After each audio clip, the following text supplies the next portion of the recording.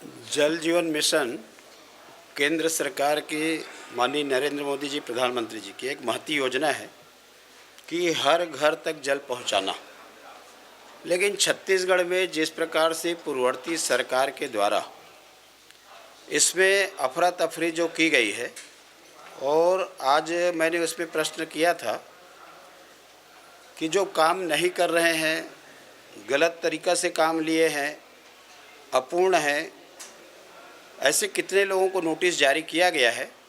तो मंत्री जी का जवाब आया है कि 2 वर्षों में 2,918 लोगों को नोटिस दी गई है जो काम करने वाले हैं। और उसमें 2-3 मुख्य है कि कुछ तो कार्य प्रारंभ भी नहीं किए हैं, कुछ लोग जो किए हैं तो इतनी धीमी गति है कि लोगों के घर तक पानी पहुंचाना संभव ही नहीं है, और जो काम जो हो रहे हैं उसमें जिस प्रकार से अनियमितता पाई गई है। 72 शिकायतें हमारे अन्य लोगों के द्वारा, और उसमें खास करके सांसद और पूर्व विधायक के द्वारा उस पर जो शिकायत की गई है उसको भी उन्होंने स्वीकार किया है। और स्वीकार करने के बाद में उसमें कार्रवाई के लिए प्रक्रियाधीन बताई जा रही है। मतलब इस बात को तो स्वीकार किए हैं कि उसमें अनियमितता है, और उससे भी ज़्यादा अनियमितता की जो बात आई है कि ऐसे लोग जो काम किए हैं उसमें 12-15 संस्थाएं हैं कि गलत तरीक़ा से काम प्राप्त करने के लिए ठेकेदारों के द्वारा फर्जी दस्तावेज उसमें लगाया गया है, दस्तावेज में कूट रचना की गई है, और इस प्रकार से ये 420 का मामला बनता है। इसको जांच अधिकारी ने स्वीकार किया है। मंत्री जी से हम ये चाह रहे थे कि एफआईआर इसकी कब तक हो जाएगी, वसूली की कार्रवाई कब तक हो जाएगी, और बड़े इसके ईडी को मामला दिया जाए।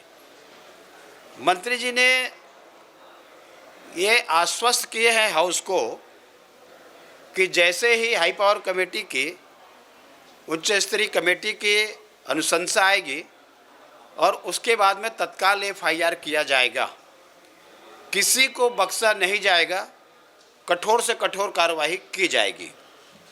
इसमें 1-2 उदाहरण बताना चाहता हूं आपको। मेसर्स विजय सालुके बिलासपुर, ये जो इनके जो दस्तावेज पाए गए उस पर केवल इनको 3 वर्ष के लिए ब्लैकलिस्ट किया गया है।